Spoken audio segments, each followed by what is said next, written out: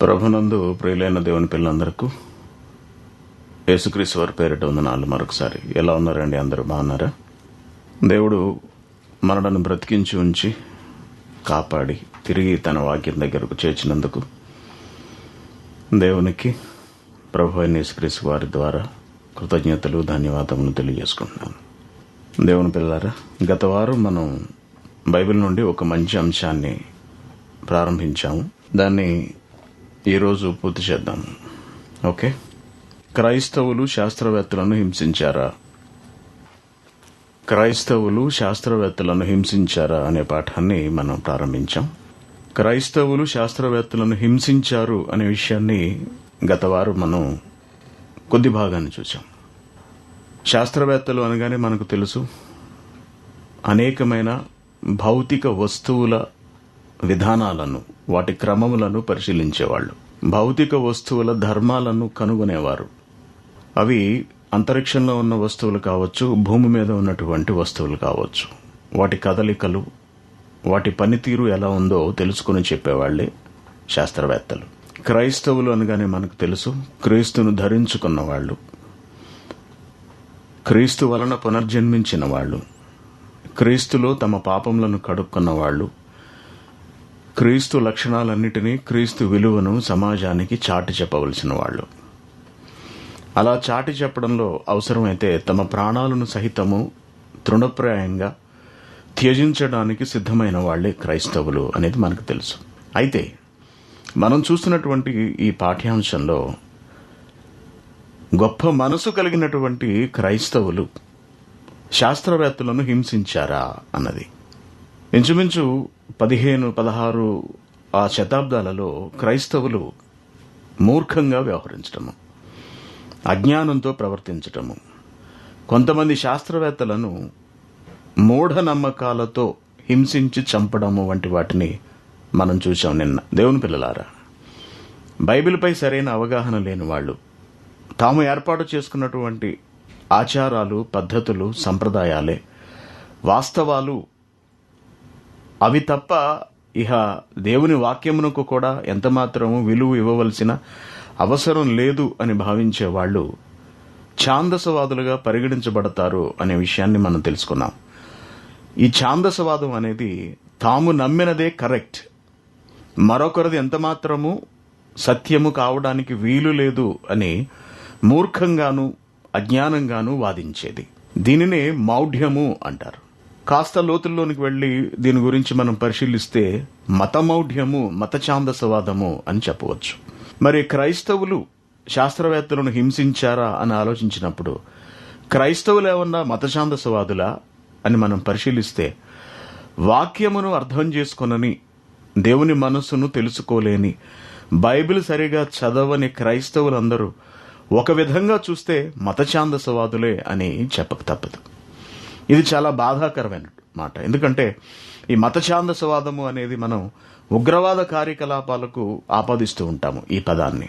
అలాగే దేవుణ్ణి అంగీకరించక ఎదుటి వారి విశ్వాసాలను నిర్ద్వంద్వంగా తిరస్కరిస్తూ, అసలు వాళ్ళ దేవుడు దేవుడే కాదు అని మాట్లాడుతూ, వాళ్ళ దేవుడు గురించి వాళ్ళు సరిగా తెలుసుకోలేక ఎదటి వారి నమ్మకాల మీద పడి వారిని ఇబ్బంది పెట్టేవాళ్లు, వారిని హింసించే వాళ్లకు వర్తింపచేసే అతిపెద్ద పదమైనటువంటి మత ఛాందస వాదము అనే దానిని కొందరు క్రైస్తవులైన వారికి కూడా ఆపాదించి మాట్లాడవలసి రావటము చాలా బాధాకరమైనటువంటి సంగతి. మరి క్రైస్తవులు ఒక చెంప మీద కొడితే మరొక చెంప చూపించవలసినంతటి గొప్ప మనసు కలిగి ఉండాలి అని క్రీస్తు ప్రబోధించినప్పుడు, అదే బైబిల్ను కలిగినటువంటి క్రైస్తవులు ఎందుకింత దారుణంగా ఒకనాటి కాలంలో తయారయ్యారు అని మనం ఆలోచిస్తే, బైబిల్ మీద సరైన అవగాహన లేకపోవటము, బైబిల్ చదివే విధానం చేతకాకపోవటము, దేవుని మనసు అర్థం చేసుకోవడానికి ప్రయత్నించకపోవటము, వారికి అర్థమైనంత మేర మాత్రమే నిజమనుకోవడము, అదే సత్యం అనుకోవడము. ఈ జాడ్యము అప్పటి నుండి ఇప్పటి వరకు క్రైస్తవ సమాజంలో కొనసాగుతూనే వస్తున్నది. బైబిల్లో దేవుడు చెప్పిన ఎన్నో గొప్ప సంగతులు మనకు కనిపిస్తాయి. వాటిని ఆచరించడం మీదే క్రైస్తవ్యం ఆధారపడి ముందుకు వెళుతుంది. క్రైస్తవ్యము అనగానే క్రైస్తవ జీవితము అని మనం తెలుసుకోవాలి. ఒక వ్యక్తి బ్రతికే గొప్పదైన క్రీస్తు వంటి బ్రతుకే క్రైస్తవ్యం అంటే. ఒక క్రైస్తవుడు దారి తప్పితే క్రైస్తవ్యం కూడా, అనగా క్రైస్తవులచే నడిపించవలసినటువంటి ఈ మార్గం కూడా దారి తప్పుతుంది. తత్ఫలితంగా దేవుడు అవమానాల పాలు కావలసి వస్తుంది. కాబట్టి దేవునికి అవమానం కలగకుండా ఉండాలి అంటే దేవుడు వ్రాయించిన బైబిల్ గ్రంథంలోని మాటల సారాంశాన్ని అంతటినీ కూడా తెలుసుకోవాల్సిన అవసరం క్రైస్తవులపైనే ఉన్నది. ఈ రోజున బైబిల్లో దేవుడు సెలవిచ్చినటువంటి ఎన్నో సంగతులు, అక్షరాల వెనుక దాగి ఉన్న ఆంతర్యములో ఉన్నటువంటి గొప్ప గొప్ప విషయాలను క్రైస్తవులు అర్థం చేసుకోలేక కేవలం అక్షరార్థంగా మాత్రమే తీసుకుంటున్నారు, అక్షరానుసారంగా మాత్రమే ప్రవర్తిస్తున్నారు, వ్యవహరిస్తున్నారు అని చెప్పక తప్పదు. ఉదాహరణకు ఆరాధన అనే పదాన్ని క్రైస్తవులు చూసినప్పుడు తాము చర్చిలలో చేస్తున్న ఆరాధన, బైబిల్లో వ్రాయబడిన ఆరాధన ఒకటే అని అనుకుంటుంటారు. తాము చర్చిలలో ఒక పాట పాడడం ద్వారానో లేకపోతే స్తుతి చెల్లించడం ద్వారా వాళ్ళు పేరు పెట్టుకున్న ఆరాధన అనేది బైబిల్లో సమరయ స్త్రీతో యేసుక్రీస్తు గారు మాట్లాడినటువంటి ఆరాధన, ఈ రెండు ఒక్కటే, ఒకదానికొకటి సంబంధం కలిగి ఉన్నవి. నాడు క్రీస్తు చెప్పిన ఆరాధనే నేడు క్రైస్తవ సంఘాలలో ఆచరిస్తున్నాము అని భ్రమపడుతూ ఉంటారు. కానీ వాస్తవానికి క్రీస్తు పనిచేసి తండ్రి అయిన దేవుణ్ణి ఆరాధించారు, మహిమపరిచారు. నేటి క్రైస్తవులలో అధిక శాతం మంది దేవుని కొరకు ఏ పని చేయక, అనగా సువార్త ప్రకటనకు కష్టపడక కేవలం చర్చిలో కూర్చుని చేతులెత్తి మాత్రమే స్తుతిస్తారు. ఎంత వ్యత్యాసం ఉన్నదో చూడండి. ఇప్పుడు ఈ వ్యత్యాసాన్ని వివరించి చెబుతూ సన్మార్గాన్ని మనం సూచించామనుకోండి, అనగా ఆరాధించే విధానం ఇలా కాదు, మనం ఇలాగా అనుసరించాలి, అప్పుడు దేవుడు సంతోషిస్తాడు, మనం చేస్తున్న దానికి కూడా విలువ చేకూరుతుంది, అర్థం పరమార్థం ఉంటుందని కానీ మనం అన్నాం అనుకోండి, ఇక అంతే, మనమే ఛాందస్వాదులం, మనమే తీవ్రవాదులం. అలా ఒక బాప్తిస విషయంలో కానీ లేకపోతే ఒక ప్రార్థన విషయంలో కానీ నేటి క్రైస్తవులు ఏ ఏ విషయాలలో ఇదంతా నిజము, తాము ఆచరిస్తున్నదంతా సరైనదే అనే భావనతో ముందుకు వెళుతున్నారో అవన్నీ వాక్యం దగ్గరకు తీసుకువచ్చి పరిశీలించి చూసుకొని అవి అసత్యాలైనప్పుడు వాటిని మార్చుకోవడానికి ఇష్టపడక తాము జరిగిస్తున్నదే నిజమని మొండిగా ఎవరైతే వాదిస్తూ చివరికి తమ వాదనను నెరవేర్చుకోవడానికి దాడులను సైతము చేస్తూ ఎదటి వారిని హింసించడానికి కూడా వెను తీయని వాళ్ళు ఎవరైతే ఉంటారో వాళ్ళు ఛాందసవాదులుగానే పరిగణింపబడతారు ఎప్పటికీ కూడా. దేవుని బిడ్డలారా, సత్యాన్ని ఎప్పుడూ స్వీకరించగలగాలి, సత్యాన్ని ఆహ్వానించగలగాలి. క్రీస్తు సత్యాన్ని స్థాపించడానికి ఎంత తాపత్రయపడ్డారో మనం చూసాం. చివరకు తన ప్రాణాన్ని పెట్టాడు. ఏ సమాజాన్ని అయితే ఉద్ధరించాలి అని క్రీస్తు అనుకున్నాడో నాటి ధర్మశాస్త్రోపదేశకులు, యాజకులు, వీళ్ళందరినీ కూడా వారిని ఉద్ధరించాలని క్రీస్తు ఆశపడ్డాడో చివరికి వారి ద్వారానే ఆయన మరణానికి చేరుకోవలసి వచ్చింది. ఆయనను పట్టించారు, వాళ్ళు అన్యుల చేతికి అప్పగించారు, శిక్ష విధించేటట్టు చేశారు, మనుషులను యూదులను పురికొల్పారు, ఆయనకి వ్యతిరేకంగా సాక్ష్యాలు చెప్పించగలిగారు. అంతే తప్పించి వాస్తవమైన ఆయన సూచించిన పద్ధతి ఏదైతే ఉన్నదో దానిని మాత్రం వంట పట్టించుకోవడానికి వాళ్ళు ఎంత మాత్రం ఇష్టపడలేదు. ఇదే ఛాందస్వాదము అంటే. ఇది అన్ని చోట్ల, అనగా అన్ని మతాలలోనూ మనకు కనపడుతూ ఉంటుంది. అయితే క్రైస్తవుడు మాత్రం ఎట్టి పరిస్థితుల్లోనూ అలా ఉండటానికి వీలు లేదు. క్రైస్తవుడు విశాల దృక్పథాన్ని కలిగి ఉండాలి, ప్రతి విషయాన్ని ఎంతో కూలంకషంగా ఆలోచించగలగాలి, ఓర్పు సహనములతో ఎదటి వారికి సత్యమును, వాక్యమును తెలియపరచగలగాలి. అంతే తప్పించి భౌతిక దాడుల దగ్గరికి వెళ్ళిపోవడం, వాళ్ళు మాట వినప్పుడు ఏకంగా చంపేసేయడం వంటి దుర్లక్షణాలలోనికి, దుష్టత్వంలోనికి వెళ్ళడానికి బైబిల్ అనుమతించదండి. ఎప్పుడు కూడా క్రీస్తు అనుమతించడు. అటువంటి వాళ్ళు అసలు క్రైస్తవులే కాదు.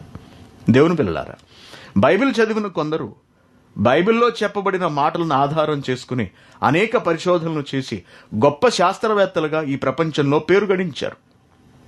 బైబిల్ బోధకులుగా ఉన్న వాళ్ళు కూడా అనేక మంది బైబిల్ చదివి వాళ్ళు కూడా శాస్త్రవేత్తలుగా పేరు తెచ్చుకున్నారు. అయితే కొందరు చేసిన ప్రతిపాదనలు లేక వాళ్ళు తయారు చేసినటువంటి శాస్త్రపరమైన సిద్ధాంతాలు బైబిల్కు వ్యతిరేకంగా ఉండేటప్పటికీ ఈ బోధకులు ఎవరైతే ఉన్నారో, రోమన్ క్యాథలిక్స్ కానీ మిగిలిన బోధకులు ఎవరైతే ఉన్నారో, బైబిల్కు వీళ్ళు వ్యతిరేకంగా మాట్లాడుతున్నారు అనే భావనతో వాళ్ళను కట్టడి చేసే ప్రయత్నం చేశారు తప్పించి వాళ్ళకి వాక్యానుసారముగా జ్ఞానమును వివరించి చెప్పి వారిని జ్ఞానవంతులుగా మలచే ప్రయత్నం మాత్రం చేయలేదు.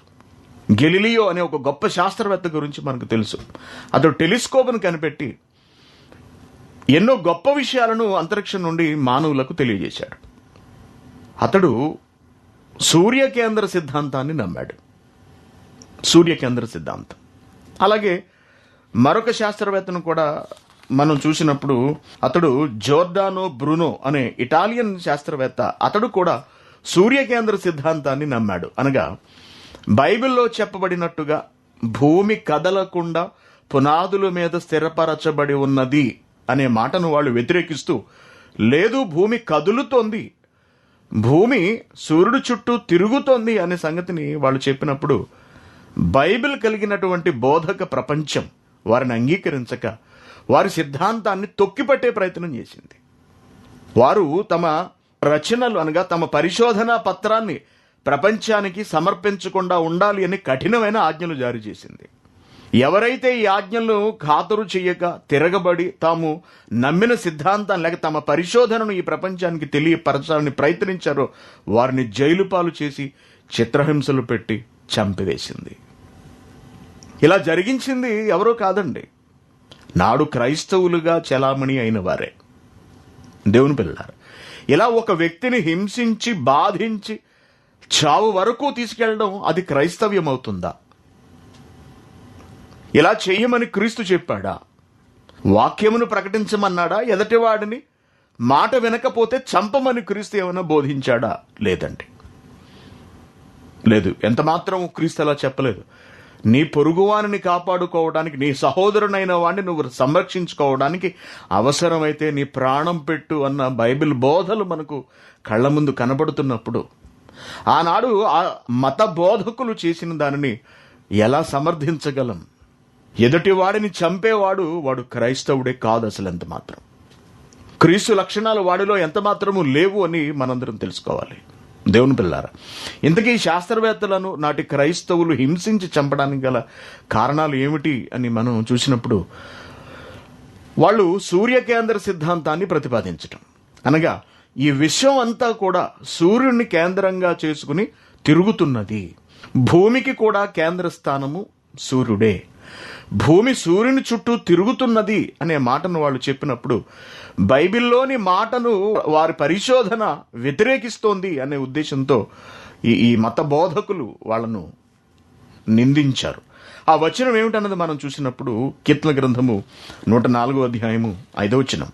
దేవుని పిల్లలారా, కాస్త జాగ్రత్తగా ఇప్పుడు చెబుతున్నటువంటి ఈ పాఠాన్ని వినండి. క్రైస్తవ సమాజము, క్రైస్తవ బోధకులు అనగానే ప్రారంభం నుంచి చివరి వరకు మధ్యలో ఒక 10 హల్లెలూయాలు, ఒక 10 సార్లు మారు మనసుకు సంబంధించినటువంటి మాటలు, ఇంకో 10 సార్లు పునరుద్ధానానికి సంబంధించినటువంటి మాటలు, అయితే క్రీస్తు నేడు లేచెను నువ్వు లేస్తావా, క్రీస్తు పునరుద్ధానుడయ్యాడు నువ్వు అవుతావా, ఇటువంటి ఒక విధమైనటువంటి బోధనా పద్ధతికి అలవాటు పడిపోయారు.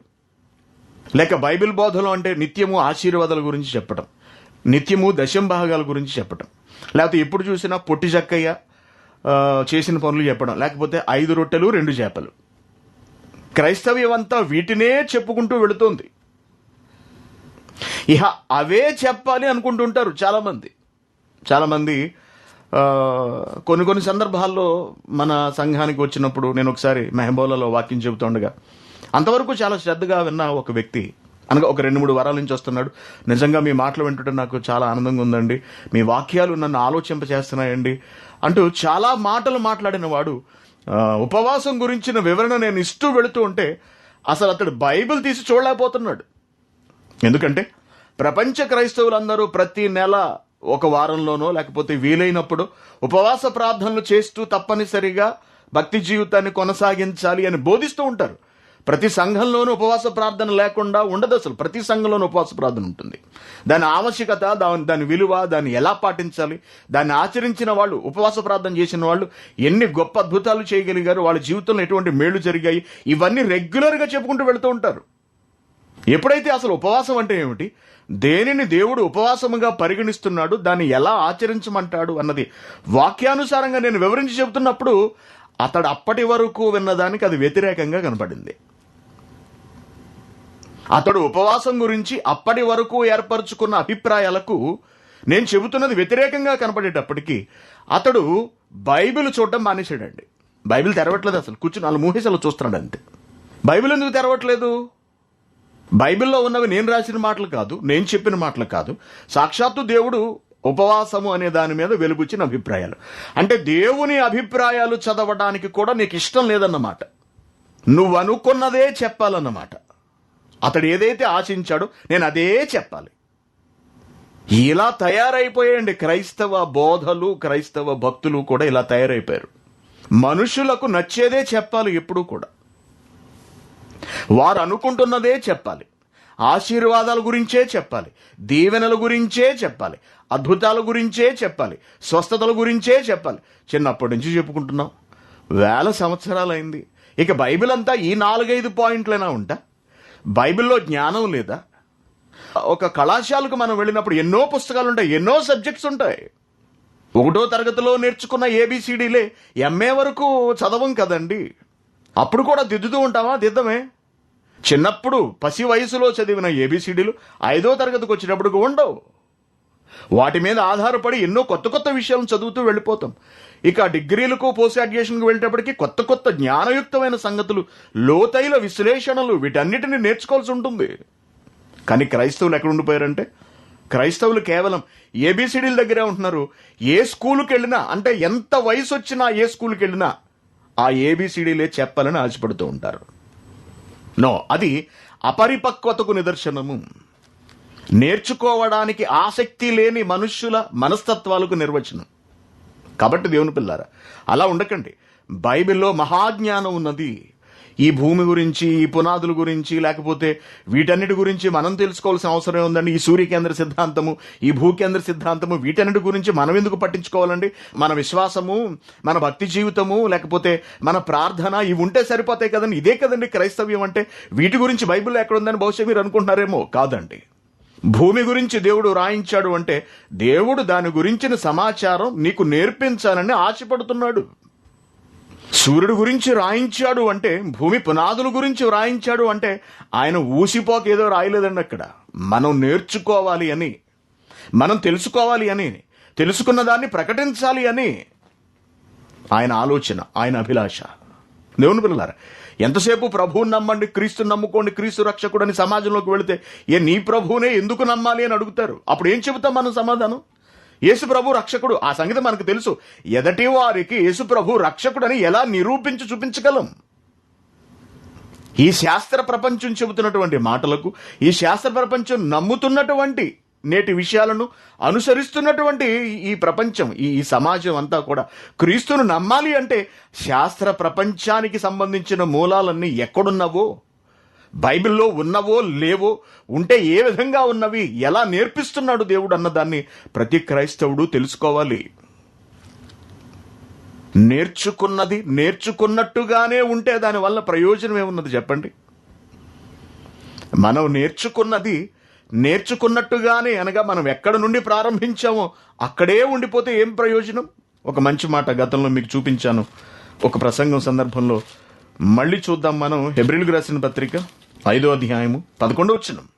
ఇక్కడ పౌలు గారు ఏమంటున్నారంటేనండి, ఇందును గూర్చి కొన్ని విషయాలున్నాయి, మేము చెప్పవలసినవి చాలా సంగతులు ఉన్నాయి, కానీ మీరు వినుటకు మందమతులు అన్నాడు. మందమతులు అనగా వినడానికి ఆసక్తి లేని వాళ్ళు, బుర్ర ఎదగని వాళ్ళు, దేవుని మాటలకు బుర్ర అప్పగించని వాళ్ళు అని అర్థం. అర్థమైందండి? వినుటకు మనం మందమతులం కాకూడదు. ఎప్పుడు కూడా విలువైన దేవుని జ్ఞానాన్ని నేర్చుకోవడానికి ప్రయత్నించాలి. బైబిల్లో దేవుడు ఏం చెప్పాడో అది. ఎంతసేపు ఒక్కదాని మీదే నిలబడి ఉండిపోతాం అనకూడదు. బైబిల్లో దాగి ఉన్న లోతైన సంగతులన్నిటినీ కూడా మనం నేర్చుకోవాలని దేవుడు ఆశపడుతున్నాడు.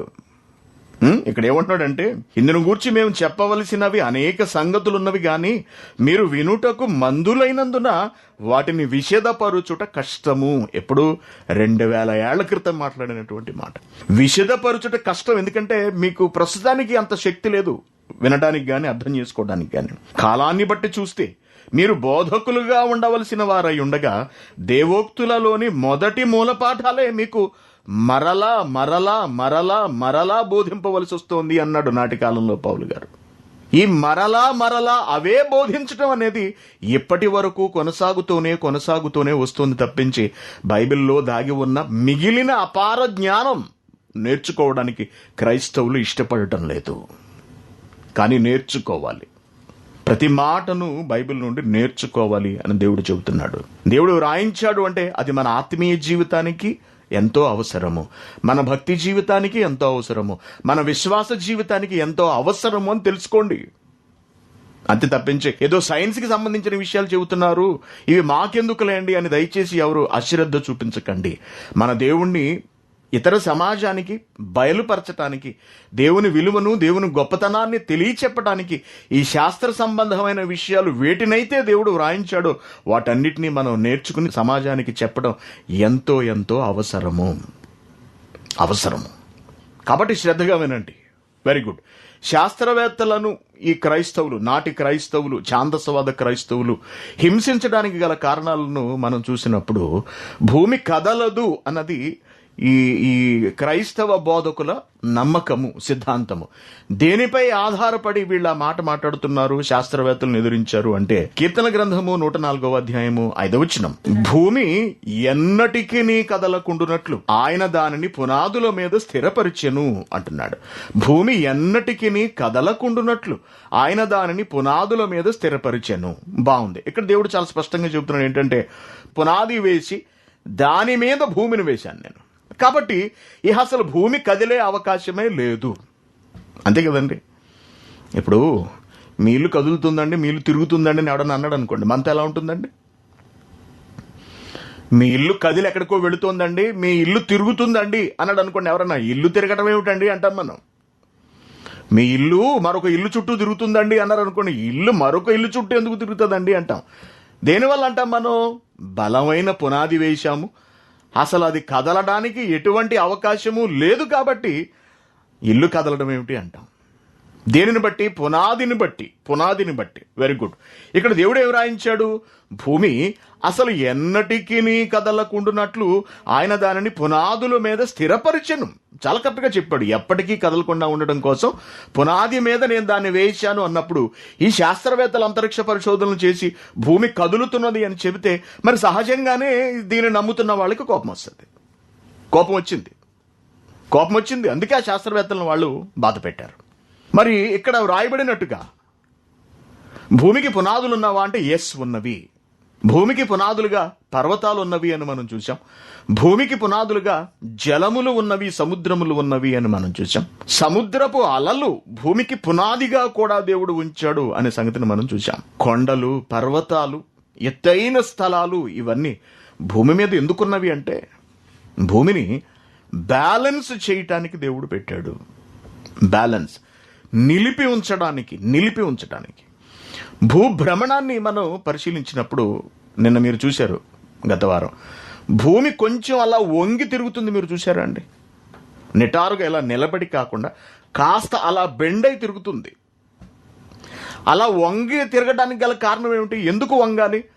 అది పరిభ్రమిస్తోంది, అనగా ఒకదాని చుట్టూ తిరుగుతోంది కాబట్టి తిరగవలసి వచ్చినప్పుడు ఒక వ్యక్తి కోణము లేదా ఒక వస్తువు కోణం తప్పనిసరిగా వంగాలి. ఉదాహరణకు ట్రైన్ మీద మనం వెళుతున్నాం అనుకోండి, బాగా గమనించండి. ట్రైన్కి టర్నింగ్ వచ్చిందనుకోండి, టర్న్ ఉందనుకోండి, కంపార్ట్మెంట్ కొంచెం అలా ఒరుగుతుంది. మీరు గమనించండి. అలాగే ఒక సైకిల్ మనం దొక్కుతున్నాం, మలుపు తీసుకోవాల్సి వచ్చినప్పుడు సైకిల్ అలా ఉంచుతాం మనం. ఎందుకు? తిరగాలి, దాని కోణం మారాలి అంటే వస్తు గమనము తప్పనిసరిగా లేక వస్తు కోణము తప్పనిసరిగా వంగవలసిన అవసరం ఉన్నది. తప్పనిసరిగా వంగాలి.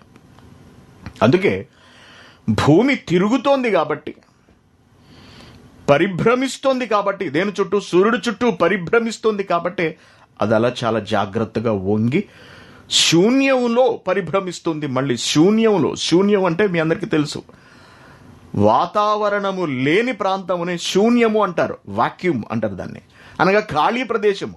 ఖాళీ ప్రదేశం అనగా గాలి లేనిది, వాతావరణము లేనిది అని అర్థము.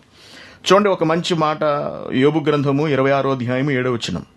భూమి నిలిచి ఉండడానికి అసలు దాని స్థితిగతులు ఎలా ఉన్నవో వివరిస్తున్నాడు రచయిత.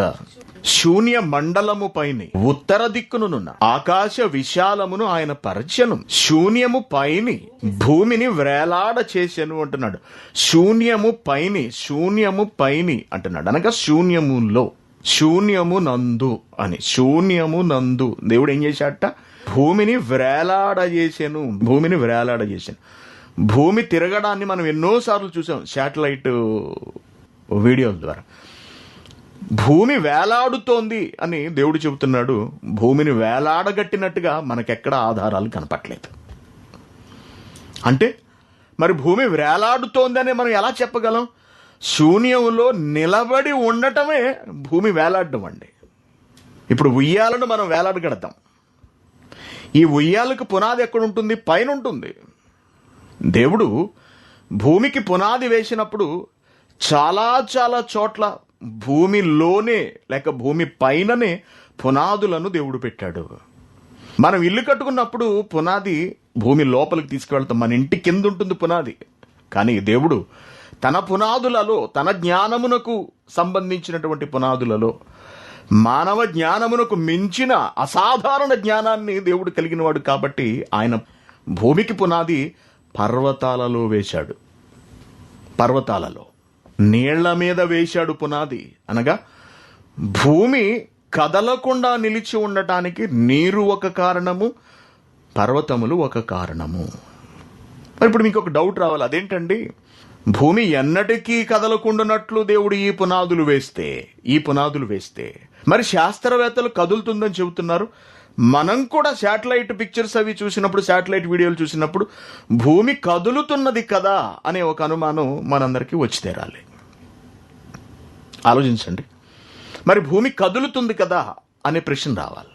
Very good. ఇప్పుడు ఈ గెలీలియోను మిగిలిన వాళ్లను చంపినటువంటి ఈ శాస్త్రవేత్తలు బైబిల్లోని కొన్ని భాగాలను మాత్రమే పరిశీలించారండి. కొన్ని భాగాలను మాత్రమే. ఆ కొన్ని భాగాలలో వాళ్లకు కనపడినటువంటి అతి ప్రధానమైన వచనం ఏది? దేనిని ఆధారం చేసుకున్న వాళ్ళు శాస్త్రవేత్తలను చంపారు? మళ్ళీ చూద్దాం. కీర్తన 104:5 వచనం. ఇది చూపించిన తర్వాత నెక్స్ట్ వచనాన్ని చూపిస్తాను. భూమి ఎన్నటికి కదలకుండునట్లు ఆయన దానిని పునాదుల మీద స్థిరపరిచెను. భూమి ఎన్నటికి కదలకుండునట్లు, భూమి కదలదు అని వాళ్ళు చదివారు. దేవుడు భూమిని కదపడు అన్నది వారు చదివారు. Very good. ఇప్పుడు ఒక అద్భుతమైన వచనాన్ని మనం బైబిల్ నుండి పరిశీలిద్దాం. చాలా ఆశ్చర్యంగా మనకు కనపడుతుంది. అది యోబు గ్రంథము 9వ అధ్యాయము 6వ వచనం. చూడండి, అందరూ బైబిల్ తీసి చూడండి. భూమిని దాని స్థలములో నుండి కదిలించువాడు ఆయనే అన్నాడు. భూమిని దాని స్థలములో నుండి కదిలించువాడు ఆయనే అన్నాడు. ముందు కీర్తన గ్రంథంలో భక్తుడి ద్వారా ఏం పలికించాడు? భూమి ఎన్నటికి కదలకుండునట్లు ఆయన దానిని పునాదుల మీద స్థిరపరిచెను అని వ్రాయించిన దేవుడే మరొక భక్తుని ద్వారా, మరొక రచయిత ద్వారా ఏం చెప్పాడు అంటే, భూమిని దాని స్థానము నుండి కదిలిస్తున్నవాడను నేనే అన్నాడు. మరి అదేమిటి? అసలు భూమి ఎన్నటికి కదలకుండునట్లు పునాదుల మీద స్థిరపరిచానని మరి దేవుడు ఎలా చెప్పాడు? అంతే కదండి. భూమి ఎన్నటికి కదలకుండానట్లు పునాది వేశానని ఎలా మాట్లాడగలిగాడు? పోనీ అక్కడ అలా మాట్లాడినవాడు ఇక్కడ నేను కదిలిస్తున్నాను, కదిలించేవాడు నేనే అని చెబుతుంటే ఈ రెండూ చదువుతున్న మనం ఏం కావాలి? భక్తులు ఏం కావాలి? ఇప్పుడు రెండింటిలో ఏది కరెక్ట్? ఒకటి కరెక్ట్. అదేమిటంటే భూమి కదులుతోంది అనే దానిని నమ్మి, అనగా ఒక వచనాన్ని చదివి కొందరు శాస్త్రవేత్తలు అయిపోయారు. అయితే భూమి కదలదు, ఎన్నటికీ కదలదు అనే మరొక వచనాన్ని మాత్రమే చదివి మరికొంతమంది ఛాందసవాదులుగా తయారయ్యారు. ఆలోచించండి. ఒకరు ఒక భాగాన్ని చదివారు, మరొకరు మరొక భాగాన్ని చదివారు. ఒకరికి ఒక వచనమే అర్థమైంది, మరొకరికి మరొక వచనమే అర్థమైంది. కానీ బైబిల్లోని పరిపూర్ణత్వము, సంపూర్ణత్వము మాత్రం అర్థం చేసుకోలేకపోయారు ఎవరూ కూడా, నాటి నుండి నేటి వరకు. నాటి నుండి నేటి వరకు కూడా ఇదే పద్ధతిలో వెళ్ళిపోతున్నారు క్రైస్తవులందరూ. మనం ఆరాధనకు తప్పు అనుకుంటుంటారు. Bible open university India international వాళ్ళు ఆరాధన లేదండి అంటారు. ఆరాధన లేదని మనం ఎందుకు అంటాం? యేసుక్రీస్తు గారే ఆరాధన ఉందని చెప్తున్నప్పుడు. అంతే కదండి. పరిశుద్ధాత్మ గారి గురించిన పూర్తి వివరణ మనం బైబిల్ నుండి ఇస్తాం. పరిశుద్ధాత్మ లేదంటారండి BOUI వాళ్ళు అంటారు. పరిశుద్ధాత్ముడు ఉన్నాడన్న సంగతి యేసుక్రీస్తు గారు చెబితే లేదు అనడానికి అసలు మనకెంతటి ధైర్యం, మనం ఎంతటి వాళ్ళం? నో. పరిశుద్ధాత్మ గారు అనేది నేటి ప్రపంచ క్రైస్తవులు అనుకుంటున్నట్టుగా బైబిల్లో లేరు అని మనం అంటాం. అర్థమైందా అండి? మనిషి అనుకుంటున్నట్టుగా ఏది ఉండదు. గమనించండి, మనిషి అనుకుంటున్నట్టుగా మనిషి చేసుకుంటూ వెళ్ళడానికి వీల్లేదు. దేవుడు ఏది చెప్పాడో మనిషి దాన్ని అనుసరించాలి, దానినే జరిగించాలి. పరిశుద్ధాత్మ గారి గురించి బైబిల్లో దేవుడు ఏ ఏ విషయాలు వ్రాయించాడు అన్నది అవగాహన చేసుకుని దానికి అనుగుణంగా మనం మన భక్తి జీవితాన్ని కొనసాగించాలి తప్పించి మనం అనుకుంటున్న అనగా ఈ ప్రపంచ క్రైస్తవులు అనుకుంటున్న గెంతడము, కింద పడి దొర్లడము, ఏడవడము, పిచ్చి పిచ్చి చేష్టలు చేయడం పరిశుద్ధాత్మ గారు కాదు అని సంగతి బైబిల్ చెబుతోంది.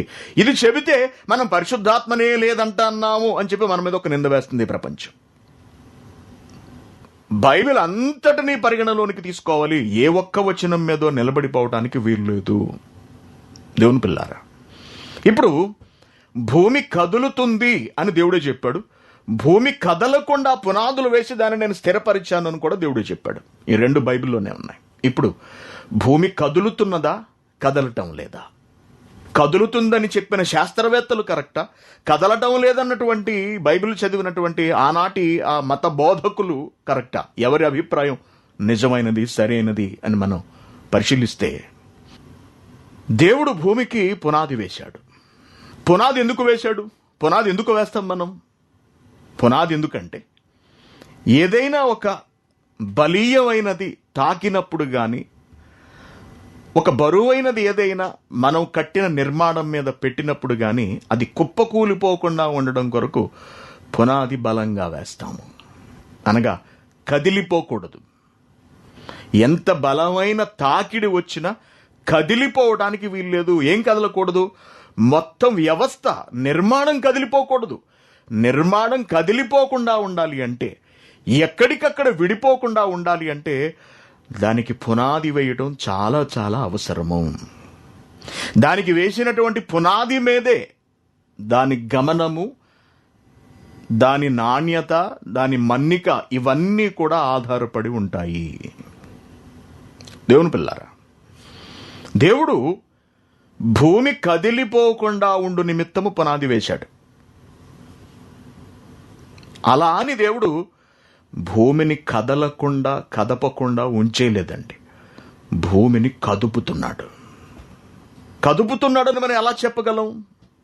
భూమి తన చుట్టూ తాను తిరుగుతుంది. మొట్టమొదట కదలకుండా ఎలా తిరుగుతుంది? భూమి తన చుట్టూ తాను తిరుగుతుంది. అంతేకాకుండా సూర్యుని చుట్టూ కూడా తిరుగుతోంది. సూర్యుని చుట్టూ తిరుగుతోంది. మరి ఇలా తిరగాలి అంటే కదలాలి. మనం కూడా ఊరు మీద పడి తిరగాలంటే మనం ఏం చేయాలండి? ముందు ఇంట్లోంచి అడుగు తీసి బయటికి వేయాలి. కదులు, ముందు నువ్వు కదులు, తర్వాత చెబుతు కానీ కబుర్లు, ముందు నువ్వు కదులు అంటారు. అంటే వేయి, అడుగు వేయి మొట్టమొదట అని. కదిలించువాడను నేనే అన్నాడు అంటే భూమి కదలవలసిన అవసరం ఉన్నదన్నమాట. భూమి ఎందుకు కదలాలి? భూమి మీద పగలు రాత్రి రావాలి అంటే తప్పనిసరిగా భూమి కదలాలి. Very good. అంతేకాకుండా ఋతువులు రావాలి అంటే, కాలములు రావాలి అంటే భూమి తప్పనిసరిగా కదలాలి, తిరగాలి. అందుకు దేవుడు ఏం చేశాడు? భూమిని దాని స్థలములో నుండి కదిలించాడు.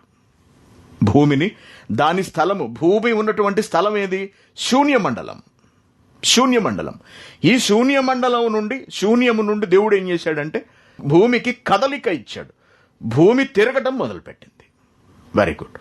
మరి భూమి ఎన్నటికీ కదలకుండునట్లు ఆయన దానిని పునాదుల మీద స్థిరపరిచిన అంటే దాని అర్థం ఏమిటి?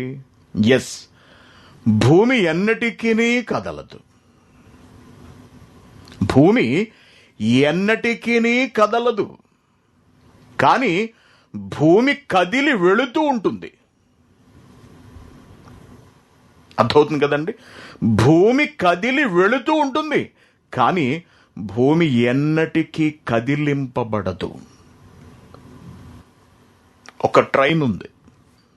ఈ ట్రైన్ ఒక చోటు నుండి మరొక చోటుకి తప్పనిసరిగా వెళ్ళి తీరాలి, వెళ్ళకపోతే ట్రైనే అనవసరం. ఇటీవలి కాలంలో విమానాలను అన్నిటినీ పక్కన పెట్టేశారు, మనకు తెలుసు. చాలా దేశాల్లో ఎయిర్పోర్ట్లన్నింటినీ కూడా విమానాలను స్టోర్ చేసి ఉంచడానికి, పార్క్ చేసి ఉంచడానికి అవసరమైనటువంటి పార్కింగ్ ప్లేసులుగా వాడేశారటండి. ఇప్పటికీ అలాగే ఉన్నాయి చాలా విమానాలు. అయితే ఈ విమాన యజమానులు, అవి ప్రభుత్వాలు కావచ్చు, ఎయిర్లైన్స్ సంస్థలు కావచ్చు, ఏమన్నా కావచ్చు, అవి పెడుతున్నటువంటి గగ్గోలు ఏమిటంటే, విమాన తయారీదారులు చెబుతున్నది కూడా ఏమిటంటే, విమానాన్ని ఎక్కువ రోజులు పార్క్ చేసి ఉంచకూడదు. విమానం అధిక సమయం ఎగరడం కొరకే తయారు చేయబడినది. దాన్ని అలా నిలిపి ఉంచడానికి వీల్లేదు, దాన్ని ఎప్పుడు కదులుస్తూ ఉండాలి అన్నారు. ఇప్పుడు మన దగ్గర ఒక కారు ఉందండి, దాన్ని ఈ మధ్య యూజ్ చేయట్లేదు, వాడట్లేదు. ఎందుకు? లాక్డౌన్ అప్పటి నుంచి కుదరట్లేదు, దానికి పని లేకుండా పోయింది. పని లేకుండా పోయేటప్పటికీ కొన్ని పార్ట్లు స్ట్రక్ అయిపోవడం, కదలకుండా పోవడం, తుప్పు పట్టేయడం, ఇవన్నీ జరుగుతున్నాయి. అంటే దానికి కదలిక అవసరం, తప్పనిసరిగా కదలిక ఇవ్వాలి. ఇప్పుడు ఒక ట్రైన్ ట్రాక్ మీద వెళుతోంది, తప్పనిసరిగా అది వెళ్ళి తీరాలి. అసలు ట్రైన్ ఉన్నదే దాని కొరకు. ట్రైన్ వెళ్ళటం వల్ల మనకు గమ్యస్థానాలు వస్తూ ఉంటాయి, మనం చేరుకోవాల్సిన చోటుకి చేరుతూ ఉంటాం. మనుషులు ఎక్కుతూ ఉంటారు, దిగుతూ ఉంటారు, ఎక్కుతూ ఉంటారు, దిగుతూ ఉంటారు, ఎక్కుతూ ఉంటారు, దిగుతూ ఉంటారు. Very good. ఇప్పుడు ట్రైను చాలా క్రమంగా వెళుతుంది, కదులుతూ వెళుతోంది. కానీ దేవుని పిల్లారా, ట్రైను ఎట్టి పరిస్థితుల్లోనూ కదలడానికి వీల్లేదు. ట్రైను ఎన్నటికీ కదలకుండునట్లు దానిని పట్టాల మీద వేసి స్థిరపరిచారు కదా. ట్రైన్ ఎన్నటికీ కదిలింపబడకుండానట్లు, అనగా ఎట్టి పరిస్థితుల్లోనూ పట్టాను దాటి బయటికి రావడానికి వీల్లేదు. ఎన్నటికీ కదిలింపబడకుండానట్లు దానిని పట్టాల మీద పెట్టి ఫిక్స్ చేశారు. అది పట్టా నుండి తొలగిపోకుండా ఉండాలి అంటే లోపల దానికి చాలా పునాదులు అవసరము.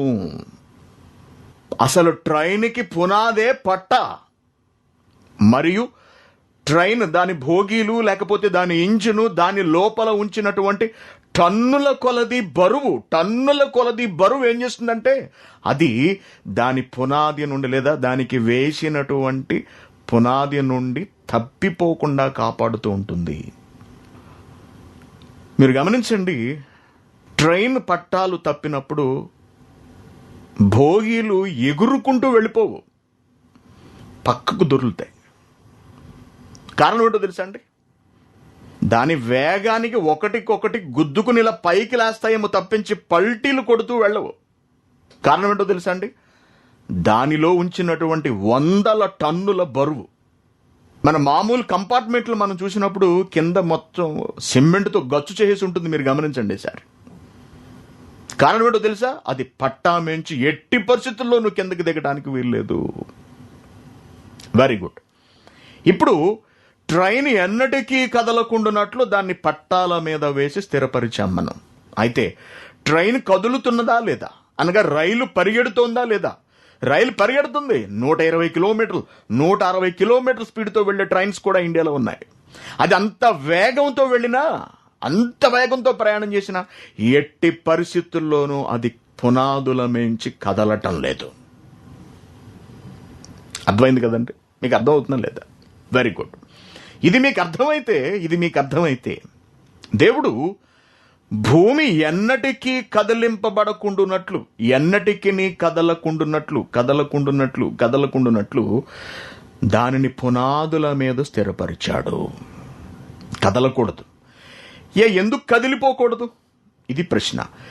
ఎందుకు కదిలిపోకూడదు అంటే, భూమి విపరీతమైన వేగంతో తిరుగుతుంది.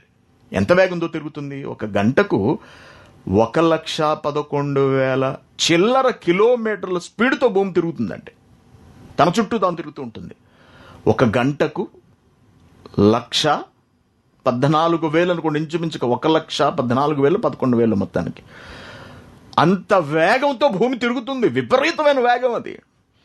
అంత వేగంతో అది తిరుగుతున్నప్పుడు ఆ వేగమునకు ఎక్కడికక్కడ భూమి మీద ఉన్న ప్రతి ఇసుక రేణువు మొక్కల దగ్గర నుంచి మొత్తం లేచిపోయి ఎగిరిపోవాలి. కానీ ఎక్కడా కూడా భూమిలోంచి ఒక్క నీటి చుక్క ఎగిరి మరొక చోటుకు వెళ్ళిపోయినట్టుగా మనకు కనపడదు. ఎందుకు వెళ్ళట్లేదు? ఆ వేగానికి ఎందుకు భూమి విడిపోవట్లేదు ఎక్కడికక్కడ? ఏమంటే ఎందుకు విడిపోవట్లేదు? ఎందుకు చెదిరిపోవట్లేదు? నీళ్ళెందుకు ఎగిరి వెళ్ళిపోవట్లేదు? ఏమంటే నీరంతా ఎక్కడుంది? భూమి పైన ఉన్నది. అలాగా భూమి లోపల మాత్రమే లేదు, సముద్రములన్నీ భూమి పైనే మనకు అలా కనపడుతూ ఉంటాయి.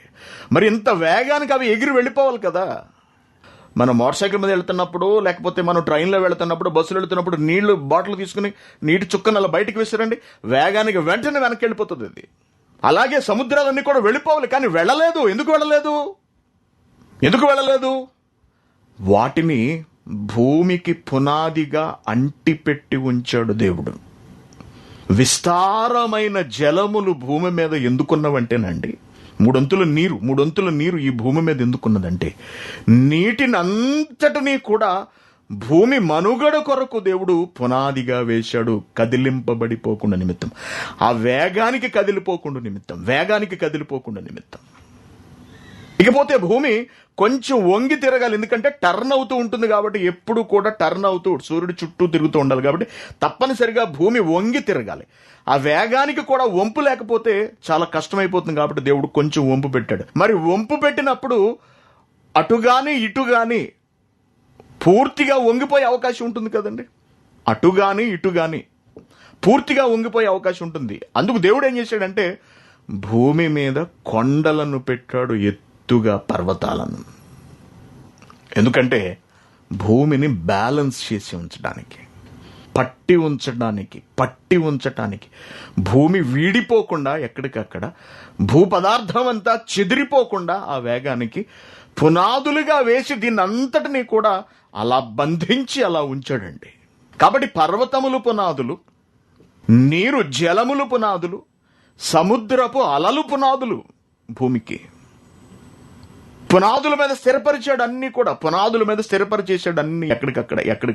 అనగా భూమి మొత్తము కూడా ఒక పదార్థముగా, ఒక గట్టిదైన పదార్థముగా పునాదులతో దేవుడు ఏం చేశాడంటే అతికించి భద్రపరిచి ఉంచేశాడు.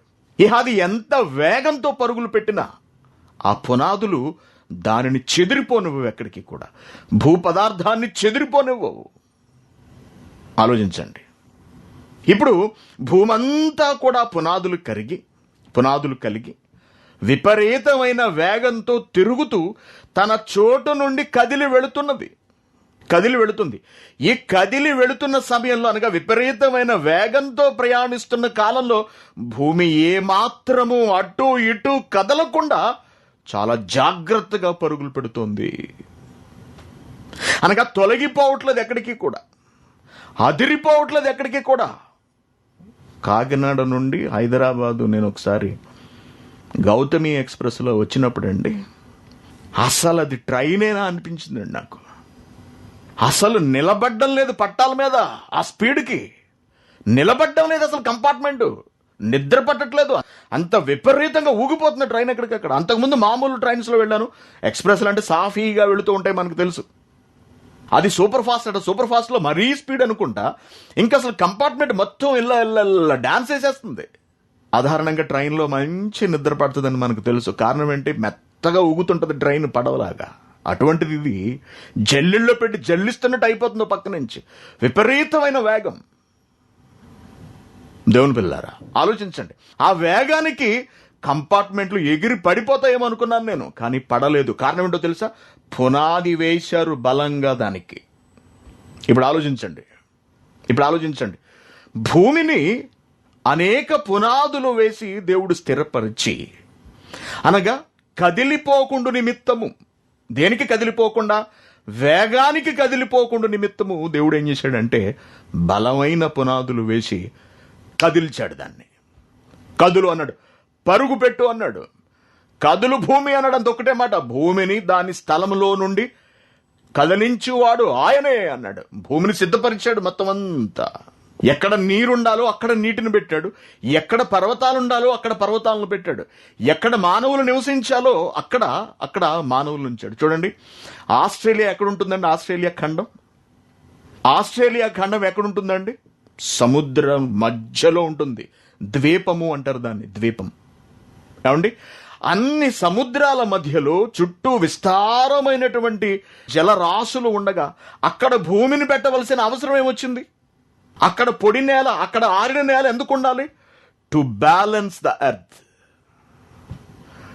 భూమిని బ్యాలెన్స్ చేయటం కొరకు అక్కడ నీరు ఉండకూడదు, ఆ ప్రాంతంలో నీరు ఉండకూడదు. కాబట్టి అక్కడ భూభాగాన్ని పైకి తీసుకువచ్చాడు దేవుడు. మిగిలిన చోట్ల పసిఫిక్ మహాసముద్రం చూడండి, ఎంత లోతైన సముద్రం ఉంటుంది. అక్కడ అంత లోతైన భూమి ఉండాలి, దానిపైన బరువైన నీరు ఉండాలి. లేకపోతే భూమి బ్యాలెన్స్ తప్పుతుంది, భూమి కదిలిపోతుంది ఎక్కడికక్కడ. ఎవరెస్ట్ శిఖరం చూడండి ఎంత ఎత్తుగా ఉంటుందో. అంత ఎత్తు ఎందుకు ఉండాలి? మన ఈస్ట్ గోదావరి, విశాఖపట్నంలో ఉన్న కొండలు అంతంత ఎత్తులేవే. అక్కడ అంత ఎత్తైన శిఖరం ఎందుకు పెట్టాల్సి వచ్చింది? అది అక్కడే ఎందుకు ఉంది, మిగిలిన చోట్ల ఎందుకు లేవు? అక్కడ అంత ఎత్తు అవసరం ఎందుకంటే భూమి కదిలింపబడకుండా ఉండడం కొరకు. ఆలోచించండి, కొన్ని దేశాల మధ్యలోంచి వెళ్ళిపోతుంటుంది సముద్రం.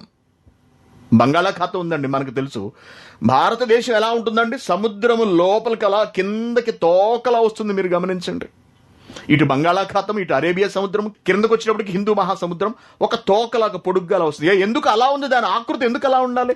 అక్కడ అలా లేకపోతే భూమి బ్యాలెన్స్ కాదు, అదే భూమికి పునాది. ఎందుకు అన్ని జాగ్రత్తలు తీసుకున్నాడు దేవుడు? ఎందుకు తీసుకున్నాడు అంటే భూమి తిరిగే వేగము అసామాన్యము కాబట్టి, లక్షల కిలోమీటర్ల వేగంతో తిరుగుతుంది కాబట్టి ఆ వేగానికి ఎక్కడా చెదిరిపోకుండా, కదిలిపోకుండా నిలిపి భద్రపరిచి ఉంచడం కొరకు దేవుడు పునాదుల మీద దాన్ని స్థిరపరిచాడు. అందుకే చూడండి, ఆఫ్టర్ ఆల్ 120 కిలోమీటర్ల స్పీడ్తో వెళ్ళిందేమో ఆ ట్రైన్. కష్టమైంది, కదిలిపోయింది కంపార్ట్మెంట్ ఎక్కడికక్కడ. మరి మనం భూమి మీద కూర్చున్నాం కదా, భూమి మీద బ్రతుకుతున్నాం కదా, భూమి మీద పడుకుంటున్నాం కదా, అలా కదిలిపోతే మనకు రాత్రులు నిద్ర పడుతుందని? అసలు భూమి కొంచెం కొన్ని సెకండ్ల పాటు కదిలితేనే, మన డ్యూటీల్లో ఉండగా భూమి కొన్ని సెకండ్ల పాటు కదిలిందనుకోండి, ఎక్కడికక్కడ విసిరేసి దూకేస్తామంతే బయటికి. ఎందుకు? భూకంపం వచ్చేసిందేమో అని భయం, చచ్చిపోతామేమో అని భయం మనకి. భూకంపాలప్పుడు చూడండి, మనుషులు రోడ్ల మీదకి పరుగులు తీసేస్తుంటారు. ఎందుకు? కొద్దిపాటి కదలిక, కొద్దిపాటి, అది కూడా భూమి పొరలలోని సర్దుబాటు వలన ఒక చిన్న భూకంపం, అంతే, చిన్న భూకంపం. మరి తిరిగే వేగానికి భూమి గజ గజ గజ గజ గజ గజ గజ వణికిపోతూ తిరుగుతుంది అనుకోండి, అటు ఇటు కదిలిపోతుంది అనుకోండి, ట్రైన్ కదిలినట్టు కదిలిపోతుంది అనుకోండి. అసలు ఒక్క బిల్డింగ్ నిలబడుతుందా అండి భూమి మీద? మనం ఇల్లు కట్టుకుంటూ ఆగుతుందా అండి భూమి మీద? మనం కార్లు వేసుకు తిరగగలమా? కనీసం నడవగలమా? చెప్పండి, నడవగలమా? భూమి కదులుతూ ఉంటే మనిషి నడవగలడా? నడవలేడు. కాబట్టి భూమి రాయి వలె ఎన్నటికీ కదిలింపబడకుండా నిమిత్తము, దాని వేగం వలన అది కదిలిపోకుండా నిమిత్తము, కదిలి చెదిరిపోకుండా నిమిత్తము ఆయన ఏం చేశాడంటే దానిని పునాదుల మీద స్థిరపరిచాడు. ఎన్నటికీ భూమి కదలదు. నువ్వెన్ని బాంబులు పెట్టి పేలుస్తావో పేల్చు, భూమి కదిలిపోవడం అనేది మాత్రం జరగదు. ఎంత బాగుందో చూడండి, ఎంత ఆలోచించాడు దేవుడు, ఎంత టెక్నాలజీ, ఎంత పరిజ్ఞానం. తయారు చేశాడు భూమిని అంతటినీ కూడా, పునాదుల మీద స్థిరపరిచాడు. తర్వాత ఏం చెప్పాడు? కదులు అన్నాడంతే. భూమి కదులు నువ్వు అన్నాడు. భూమి కదులుతోంది, విపరీతమైన వేగంతో తిరుగుతోంది, కానీ ఎక్కడా దాని దారి తప్పలేదు, దాని గమనం తప్పలేదు, కదిలిపోవటం లేదు. ఇప్పుడు ఆలోచించండి దేవుని పిల్లలారా, ఇప్పుడు చదవండి కీర్తన గ్రంథము 104వ అధ్యాయము 5వ వచనం. భూమి ఎన్నటికీ కదలకుండునట్లు పునాదుల మీద స్థిరపరిచాడు. ట్రైన్ ఎన్నటికీ కదలకుండునట్లు దాన్ని పట్టాలు అనే పునాదుల మీద స్థిరపరిచారు. అలాని ట్రైన్ కదలకూడదా? అలాని ట్రైన్ కదలదా? ట్రైన్ కదలాలి, కానీ పట్టాల మేంచి కదిలి బయటకు వచ్చేయకూడదు. అది రూల్. ట్రైన్లోని కొన్ని వందల చక్రాలు, ఒక కంపార్ట్మెంట్కి ఎన్ని చక్రాలు ఉంటాయి మనం అసలు ఇప్పుడు పరిశీలించలేదు సాధారణంగా. ఏమంటే 4, 4, 8 మరి ఎన్ని ఉంటాయో తెలీదు. ఆ చక్రాలు అన్నీ కూడా అన్ని కదులుతూ ఉంటాయి. ట్రైన్ 24-25 భోగీలు కదులుతూ ఉంటుంది. అది కదలాలి. ఎక్కడ కదలాలి? పట్టాల మీద కదలాలి తప్పించి ఎట్టి పరిస్థితుల్లోనూ పట్టాల నుంచి పక్కకు కదలడానికి వీల్లేదు. భూమి ఎన్నటికీ కదలకుండునట్లు.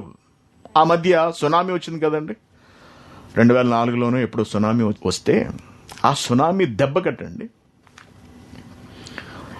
ఒక గంటను మనం గంట కొడితే ఆ గంట వైబ్రేట్ అవుతుంది కదండి, గంట కదులుతుంది, వైబ్రేట్ అవుతుంది కదా, వైబ్రేట్ అవుతుంది చూసారంటే గంటను కొడితే టంగ్ అని కొడితే అదల కదులుతుంది, అదురుతుంది.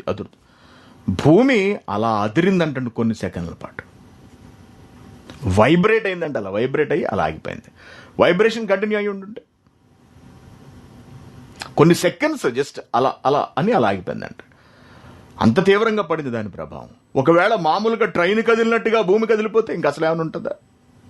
అందుకే మన మనుగడ కొరకు, మన భవిష్యత్తు కొరకు, మన సుఖవంతమైనటువంటి జీవితం కొరకు, ప్రశాంతమైన నిద్ర కొరకు అసలు భూమి కదులుతుందన్న సంగతే మనకు తెలియకుండా దేవుడు చాలా బలంగా దాన్ని పునాదుల మీద స్థిరపరిచాడు, పునాది వేశాడు. మన కొరకు పునాది వేశాడు. మనకి కాలములు, మనకి ఋతువులు ఇవన్నీ రావటం కొరకు దేవుడు భూమి దానున్న స్థానము నుండి కదలి సూర్యుని చుట్టూ తిరగాలి అనే ఒక క్రమాన్ని, ఒక నియమాన్ని ఏర్పాటు చేశాడు. కాబట్టి భూమి కదిలి సూర్యుని చుట్టూ తిరుగుతోంది. కాబట్టి దేవుని పిల్లారా, భూమి ఎన్నటికీ కదలకుండునట్లు అని చెప్పబడినటువంటి మాటను బట్టి నాటి మత నాయకులు లేక మత పెద్దలు పాపం ఆ శాస్త్రవేత్తలను హింసించారు.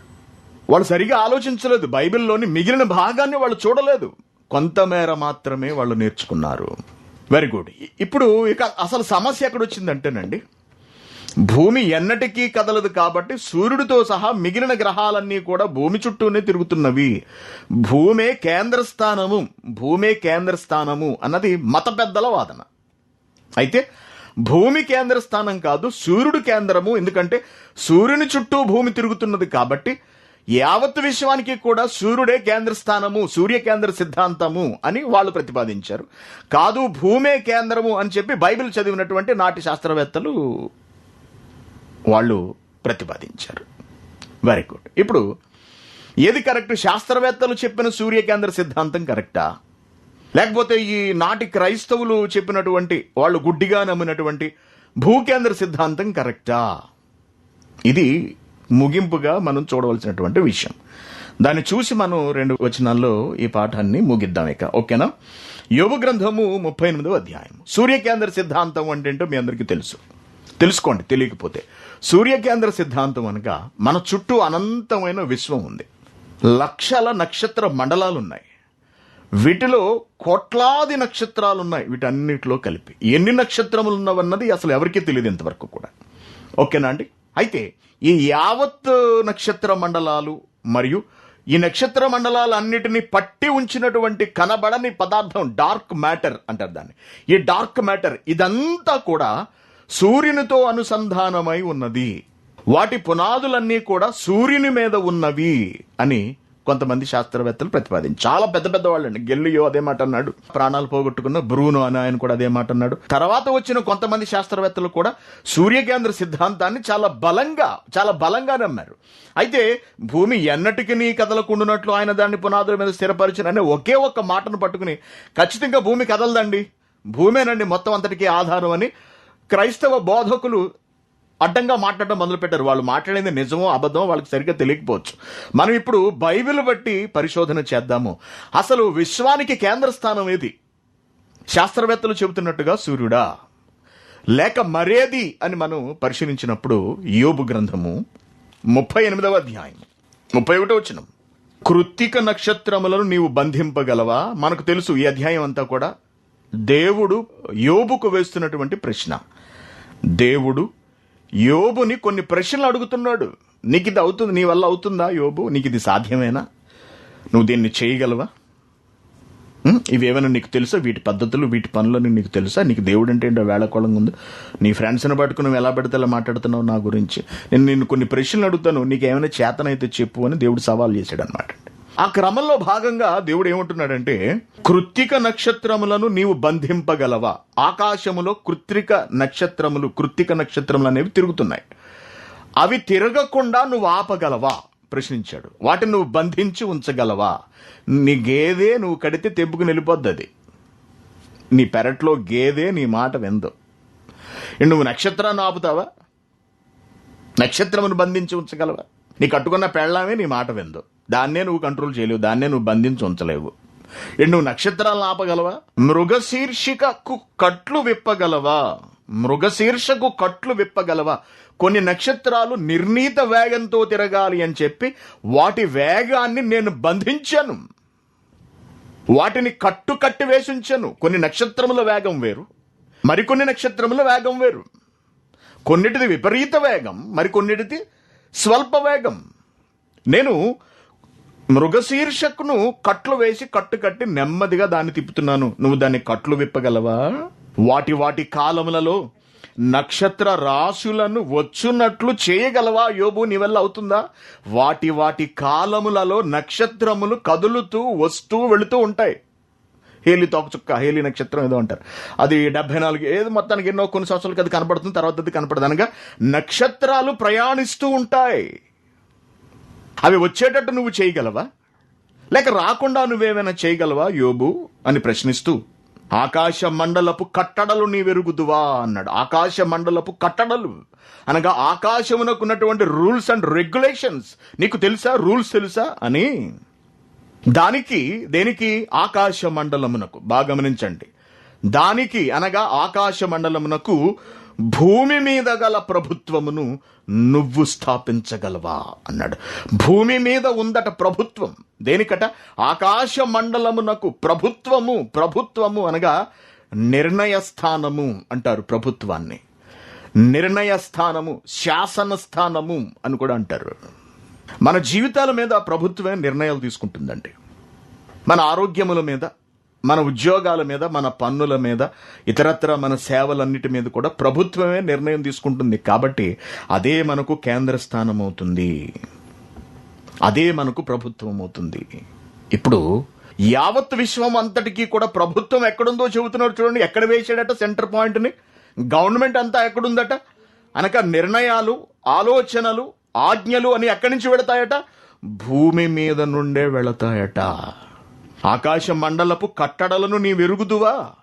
ఈ ఆకాశ మండలమునకు భూమి మీద గల ప్రభుత్వం నువ్వు స్థాపించగలవా? అనగా యావత్ ఆకాశమునకు పునాది లేక కేంద్ర స్థానము భూమి మాత్రమే. ఎన్ని కోట్ల నక్షత్రాలున్నా, ఎన్ని కోట్ల నక్షత్ర మండలాలున్నా భూమితోనే కనెక్ట్ అయి ఉంటాయి. అవన్నీ భూమితో అనుసంధానమై ఉంటాయి, భూమితో లింకప్ అయి ఉంటాయి అవన్నీ కూడా అని దేవుడు చెబుతున్నాడు. అనగా శాస్త్రవేత్తలు చెప్పిన సూర్యకేంద్ర సిద్ధాంతం తప్పు అని, యావత్ విశ్వానికి కేంద్రం సూర్యుడు కాడు అని, భూమి అని దానిని కేంద్రంగా పెట్టిన ఆయన చెబుతున్నాడు, ప్రభుత్వంగా పెట్టిన ఆయన చెబుతున్నాడు.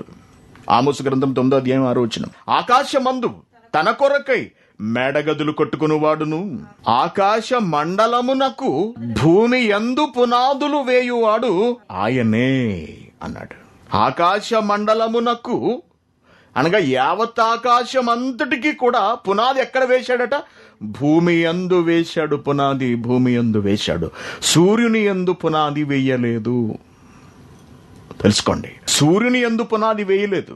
మనం దేవుని సృష్టి కార్యక్రమాన్ని, సృష్టి నిర్మాణాన్ని అంతటినీ ఆది కాండంలో చూసినప్పుడు దేవుడు ఒక లక్ష్యంగా పనిచేసుకుంటూ వెళ్ళాడు. అదేమిటంటే ఆయన చెప్పిన మొట్టమొదటి మాట, ఆది కాండము 1వ అధ్యాయం 1వ వచనంలోని మాట ఏమిటంటే, దేవుడు ఆదియందు భూమి ఆకాశములను సృజించెను అన్నాడు. చూడండి ఏముంది, చూడండి, అందరూ బైబిల్ తీసి చూడండి. మొట్టమొదటి వచనం ఏంటో చూడండి.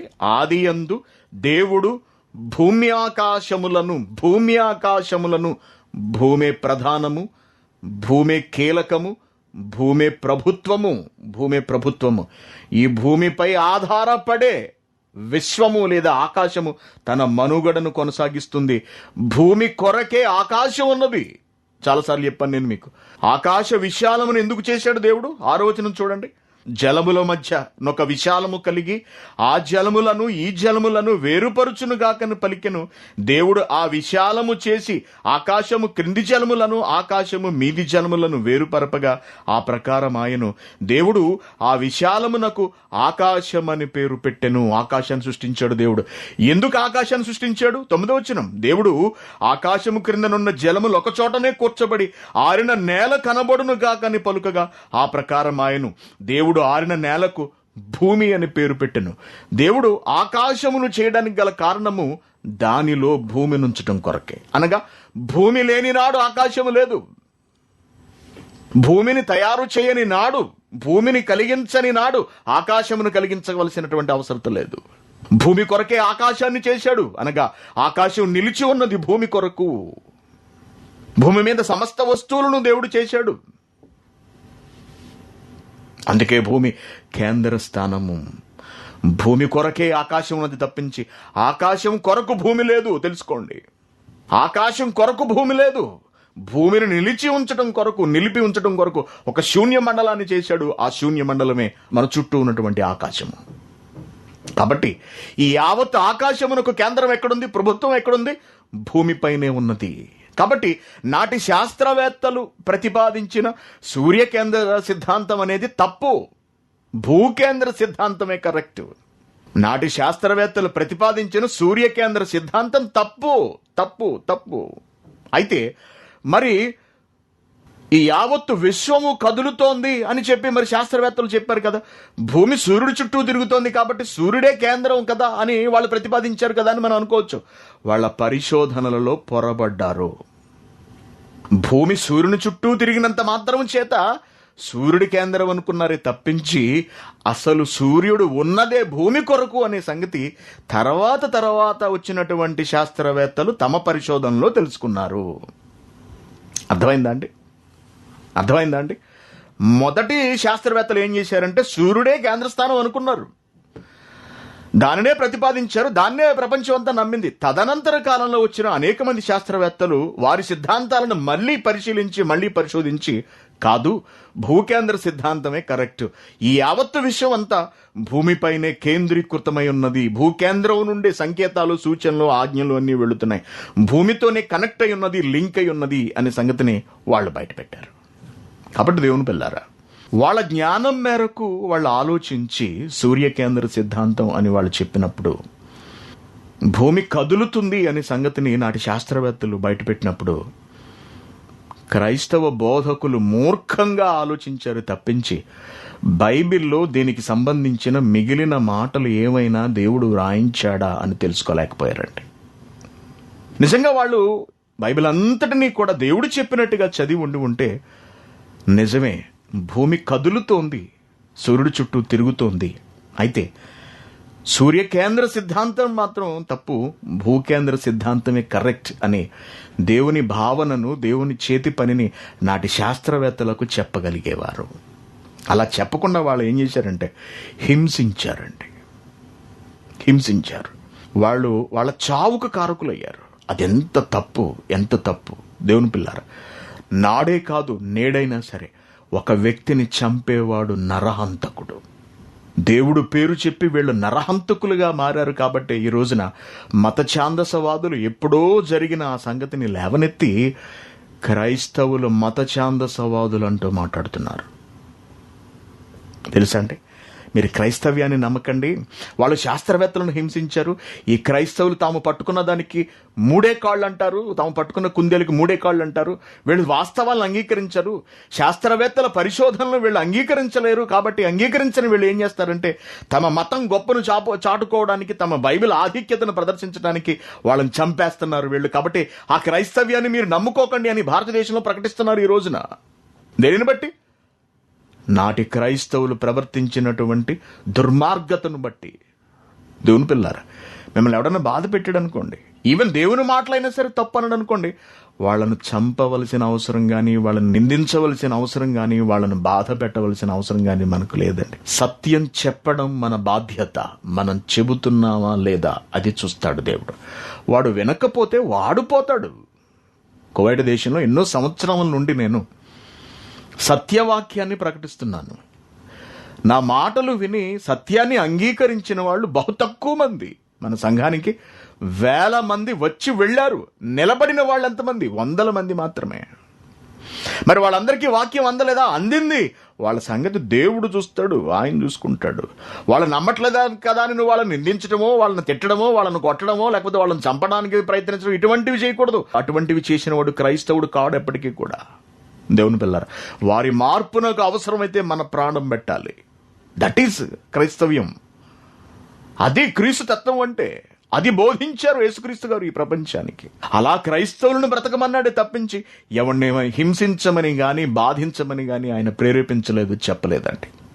చివరికి తనను చంపుతున్న వారిని కూడా చూసి ఆయన ఏమన్నాడో మీకు తెలుసు. ప్రభువా, తండ్రి, వీళ్ళు ఏం చేస్తున్నారో వీళ్ళకి తెలియదు, దయచేసి వాళ్ళని క్షమించు, ఈ నేరం వాళ్ళ మీద మోపకు అంటాడు. అలాగే మరణిస్తూ స్టెఫెన్ ఏమన్నాడో కూడా మనకు తెలుసు. స్టెఫెన్ మాటలు అపోస్తల కార్యములు 7వ అధ్యాయంలో స్టెఫెన్ రాళ్లతో కొట్టి చంపబోతున్నప్పుడు అతడు మరణించే ముందు చెప్పిన మాట ఏమిటో చూడండి. 7వ అధ్యాయము 59వ వచనం.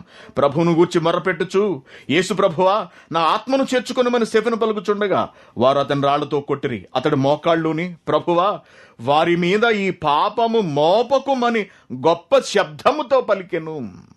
అది పోలే తండ్రి, పాపం వాళ్ళు తెలుసుకోలేకపోతున్నారు, వాళ్ళని క్షమించేయండి తండ్రి అని మరణిస్తూ బ్రతిమలాడుకున్నాడండి. అదండి క్రీస్తును ధరించుకోవడం అంటే. అది క్రైస్తవ్యం అండి. మతఛాందసవాదులు వినకపోతే చెప్పడం మన బాధ్యత. వాళ్ళు వినలేదు, అది వాళ్ళ ఇష్టం. దాని కొరకు మనం వాళ్ళతో గొడవలకు వెళ్ళవలసిన అవసరం, వాళ్ళతో శత్రుత్వం తెచ్చుకోవాల్సిన అవసరం లేదు. ప్రేమతో చెప్పాలి మనం ఏ విషయాన్నైనా సరే. కాబట్టి నాటి శాస్త్ర ప్రపంచాన్ని క్రైస్తవులు హింసించటం అనేది ఎంత మాత్రము సమర్థనీయము కాదు, హర్షించదగినటువంటి విషయము కాదు. అసలు వాళ్ళు క్రైస్తవులే కాదు. మనలాగే దేవుడు పుట్టించిన ఒక దేవుని కుమారుణ్ణి దేవుని మాటలను ఆధారం చేసుకుని చంపడానికి అసలు వాళ్ళకి ఎంత ధైర్యం అండి. అతడు మనలాంటి మనిషి కదా ఏమంటే? ఒక తల్లికి పుట్టినవాడు కాడా? ఒక తండ్రికి పుట్టినవాడు కాడా? అతని వెనక కుటుంబం ఉండదా? లేకపోతే అతడు మనలాంటి ఒక జీవి కాదా? అతని ఒంట్లో రక్తం ప్రవహించట్లేదా? అతడిలో జీవాత్మ లేదా? ఉంది కదా. మరి జీవాత్మ కలిగి ఉన్నటువంటి ఒక శరీరాన్ని చంపడానికి సాటి మనిషికి అధికారం ఎక్కడది అసలు? ఇదా క్రైస్తవ్యం నేర్పిస్తున్నది? కాదు. అటువంటి వాళ్ళ గురించి మాట్లాడుతూ ఉంటున్నాడు చూడండి. యోహాను మొదటి పత్రిక 2వ అధ్యాయము 13వ వచనం. సహోదరులారా, లోకము మిమ్మును ద్వేషించిన ఎడల ఆశ్చర్యపడకండి. మనము సహోదరులను ప్రేమించుచున్నాము గనక మరణములో నుండి జీవములోనికి దాటి ఉన్నామని ఎరుగుదుము. ప్రేమ లేనివాడు మరణమందు నిలిచి ఉన్నాడు. తన సహోదరుని ద్వేషించేవాడు నరహంతకుడు. ఏ నరహంతకుని యందు నిత్య జీవం ఉండదని మీరు ఎరుగుదురు అంటున్నాడు. ఒకడు దేవుడు మాట వినకపోతే చంపేస్తావా? నువ్వు చంపితే ఏమవుతావు తెలుసా? నరహంతకుడు అవుతావు. వాడు దేవుడు మాట వినలేదని నువ్వు చంపేస్తే నువ్వు నరహంతకుడు అయి నువ్వెక్కడికి వెళతావు? నువ్వు నరకానికి పోతావు అంటున్నాడు. కాబట్టి నాటి నుండి నేటి వరకు ఎవరైనా సరే దేవుడు పేరు చెప్పి, క్రైస్తవ్యం పేరు చెప్పి మనుషులతో దురుసుగా వ్యవహరించిన, వాళ్ళను హింసించినా, వాళ్ళను బాధించినా, వాళ్ళను చంపినా వాళ్ళు ఎన్నటికీ క్రైస్తవులు కాలేరు. మనది మత ఛాందసవాదం కాకూడదండి. క్రైస్తవ్యం ఛాందసవాదం కాదు, ప్రపంచ ప్రజలందరూ అనుసరించవలసినటువంటి మార్గము. ఇదే సత్యము. ఆ సత్యాన్ని ఉన్నతంగా ప్రకటించాలి, దేవుని ఆలోచనలు బయట పెట్టాలి తప్పించి మూర్ఖంగాను మౌఢ్యంగాను వ్యవహరించకూడదు. కాబట్టి ప్రియమైన దేవుని పిల్లారా, సత్యాలు తెలుసుకోండి. క్రైస్తవులారా తెలుసుకోండి, మారండి. బైబిల్లో దేవుడు వ్రాయించిన మాటలకు మీ శిరస్సులు వంచండి. అది వాక్య సంబంధ విషయమైనా లోక సంబంధ విషయమైనా సరే దేవుడు ఏం చెబుతున్నాడో మొట్టమొదట చదవండి మీరు. అంతే తప్పించి మేము చేసుకెళ్తున్నదే కరెక్ట్, మిగిలిన వాళ్ళందరిది తప్పు, మేము ఎవరేం చెప్పినా నమ్మమిక, మేము ఇలాగే వెళతామని అనుకోవడం మనల్ని మనం నరకానికి నడిపించుకోవడమే అవుతుందన్న సంగతి మీరు మర్చిపోకండి ఎవరు కూడా. దేవుడు మెచ్చే పనులు చేయండి, దేవునికి అవమానం కలిగించే పనులు చేయకండి. నాటి క్రైస్తవులు దేవుడికి అవమానం కలిగించే పని చేశారు కాబట్టే ఎప్పుడో జరిగిన సంఘటన ఇప్పుడు లేవనెత్తి యావత్ క్రైస్తవ్యాన్ని వేలెత్తి చూపిస్తున్నారు వీళ్ళు. చివరికి మిగిలింది ప్రభువుకి అవమానం, తండ్రికి అవమానం. ఈరోజు ఈ క్రైస్తవ బోధకులు చేస్తున్నటువంటి ఈ చిల్లరి పనులు, ఈ వేషాలన్నీ స్టేజ్ల మీద చేస్తున్న వాటి అన్నిటిని చూసి ఈ రోజున యావత్ క్రైస్తవ్యాన్ని తప్పుపడుతున్నారు. స్వస్థతల గురించి సత్యాలను తెలుసుకోండి అంటే తెలుసుకోరు వీళ్ళు. ఎవరికి అవమానం చివరికి? ఇప్పుడు వాళ్ళందరూ అడుగుతున్నారు, వెళ్ళి కరోనా పేషెంట్లు బాగు చేయండి. మీరు ఎందుకు బాగు చేయలేరు? మీకు స్వస్థత వరాలు ఉన్నాయి కదా, మీ దేవుడు బాగు చేస్తాడు కదా, వచ్చి చెయ్యమనండి అని అడుగుతున్నారు. ఏం చెబుతారు ఈ స్వస్థత బాధకులు? అంటే మీ దేవుడు చేతకాని వాడా అంటున్నారు వాళ్ళు. కొంతమందిని బాగు చేస్తాడు, మరికొంతమందిని బాగు చేయలేదా? ఏది మారిన ఒక్క కరోనా పేషెంట్ను చూపించండి, స్వస్థపడిన ఒక్క కరోనా పేషెంట్ను చూపించండి అంటున్నారు వాళ్ళు. ఏం చెబుతారు క్రైస్తవ బోధకులు? క్రీస్తుకు అవమానం తీసుకొస్తున్నారు, బైబిల్కి అవమానం తీసుకొస్తున్నారు, దేవునికి అవమానం తీసుకొస్తున్నారు నాటి నుండి నేటి వరకు. అందుకే నిజాలు తెలుసుకోవాలి. బైబిల్లో దేవుడు ఏం రాయించాడు? నీకు చేత కాదా? వచ్చి నేర్చుకో. నేర్పించే వాళ్ళం ఉన్నాం ఇక్కడ. బైబిల్ తెలియదా? వచ్చి నేర్చుకోండి, అధ్యయనం చేయండి. పాఠాలుగా నేర్పిస్తాం. కొన్ని వందల సంవత్సరాలు నేర్చుకున్నా సరే తరగనంతటి సబ్జెక్ట్ ఉంది ఇక్కడ. రండి నేర్చుకోండి. నేర్చుకోరు. పైగా టైటిల్ చర్చిలకి ఏమిటి? స్వస్థతశాల డైరెక్ట్గా పెట్టేస్తాడు. ఇంకా నిన్ను స్వస్థపరిచే యెహోవాను నేనే పెట్టేస్తాడు. మరి ఇప్పుడు ఎందుకు స్వస్థపరచట్లేదు దేవుడు? ఇవన్నీ క్రీస్తుకు అవమానం తీసుకొచ్చే పనులు. దేవుని పిల్లరా, తెలుసుకోండి. కొత్త వాళ్ళు ఎవరైనా వింటూ ఉంటే, చదువుకున్న వాళ్ళు ఎవరైనా ఉంటుంటే కొంచెం బుర్ర పెట్టండి. దేనికి పనికొస్తుంది చదువు? దేవుని జ్ఞానాన్ని అర్థం చేసుకున్నప్పుడు ఎవరికి ఈ బోడి చదువు? ఎవరిని ఉద్ధరించడానికి? దేవుని జ్ఞానాన్ని అర్థం చేసుకోలేని బ్రతుకు ఒక బ్రతుకు కాదు. దేవుని మనసును తెలుసుకోలేని బ్రతుకు, ఆ జీవితం ఒక జీవితం కాదు. దేవుడు చెప్పిన మాటలను ధైర్యంగా స్వీకరించలేని క్రైస్తవుడు ఒక క్రైస్తవుడు కాడు. కాబట్టి నాటి శాస్త్రవేత్తలను క్రైస్తవులు హింసించారా అంటే కొందరు హింసించారు. వారెంత మాత్రము క్రైస్తవులు కాలేరు, ఎప్పటికీ కాలేరు. అటువంటి వాళ్ళు ఎవ్వరూ క్రైస్తవులు కాలేరు. అర్థమైంది కదా? బైబిల్లో దాగి ఉన్నటువంటి మహోన్నతమైన సంగతులు నేర్చుకోండి ప్రతి ఒక్కళ్ళు. ఎక్కడ వేసిన గొంగళి అక్కడే అన్నట్టుగా ఉండిపోకండి. క్రైస్తవ బాప్తిస్మం తీసుకున్న దగ్గర నుంచి ముసలాళ్ళ చర్చికి వెళ్ళి చచ్చేంత వరకు కూడా ఒకే తరహా బ్రతుకు, ఒకే తరహా జ్ఞానము. అంటే దేవుడు అసహించుకుంటాడు. మారాలి మనం.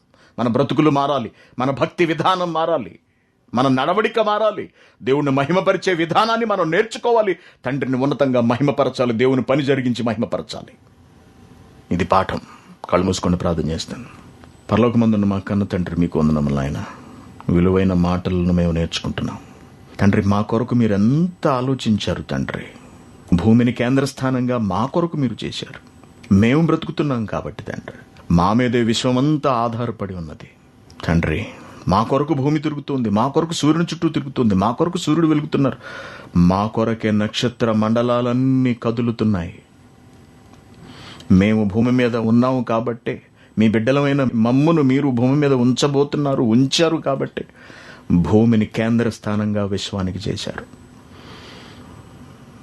ఈ సంగతి గ్రహించలేని, అర్థం చేసుకోలేని కొంతమంది ఔత్సాహికులు నాయన మీరు స్థాపించిన ఈ విశ్వం కొరకు ఎన్నో పరిశోధనలు చేశారు.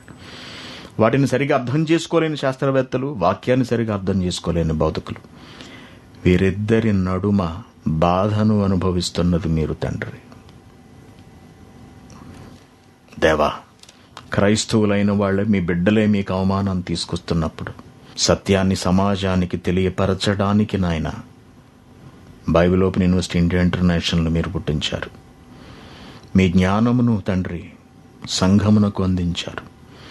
దానిని విడమరిచి చెప్పడానికి నాయన ఈ దేశంలో మీరు క్రైస్ట్ చర్చ్ కువైట్ని ఏర్పాటు చేశారు తండ్రి. మీ పిల్లలకు సత్యాలు వివరించాను. అనేక దేశాల నుండి వాక్యాన్ని విన్నారు.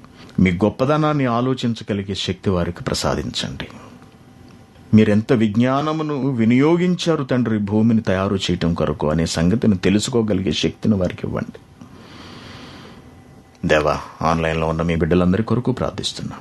అనేక దేశాల నుండి, భారతదేశం నుండి, గల్ఫ్ దేశం నుండి, ఇశ్రాయేల్ దేశాల నుండి, ఇలాగ అనేక ప్రాంతాల నుండి, భారతదేశంలోని మిగిలిన అనేక ప్రాంతాల నుండి మీ పిల్లల వాక్యాన్ని వింటున్నారు. వచ్చిన వారందరినీ మీరు జ్ఞాపకం చేసుకోండి తండ్రి. మీ బిడ్డలందరి ఆరోగ్యములను పరిరక్షించండి.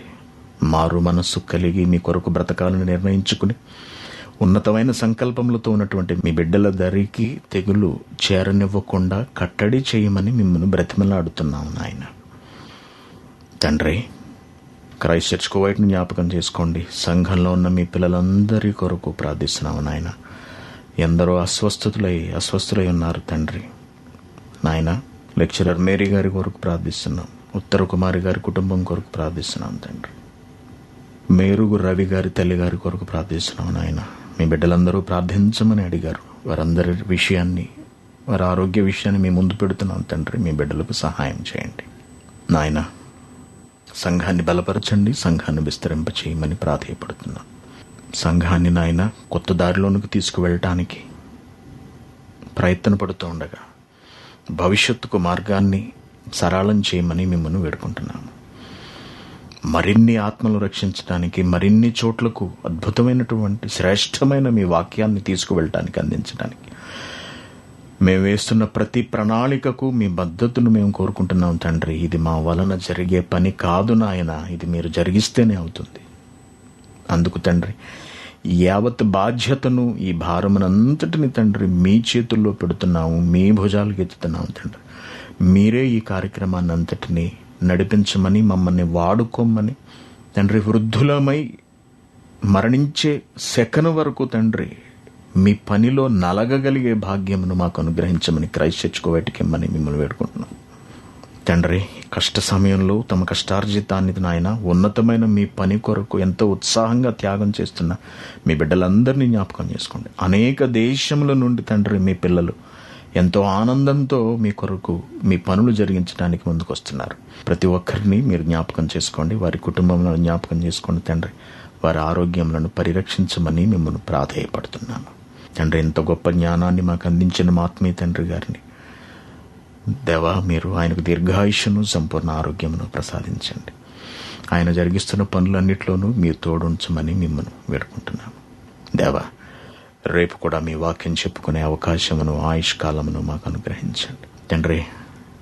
మీ వాక్యము ఎందరికీ అందాలో, మా ద్వారా ఎంతమందికి అందించాలని మీరు సంకల్పించారు, ఆ సంకల్పమునంతటినీ మా ద్వారా పూర్తి చేయించమని మిమ్మల్ని వేడుకుంటూ మా జీవితములను మీ చేతులకు అప్పగిస్తూ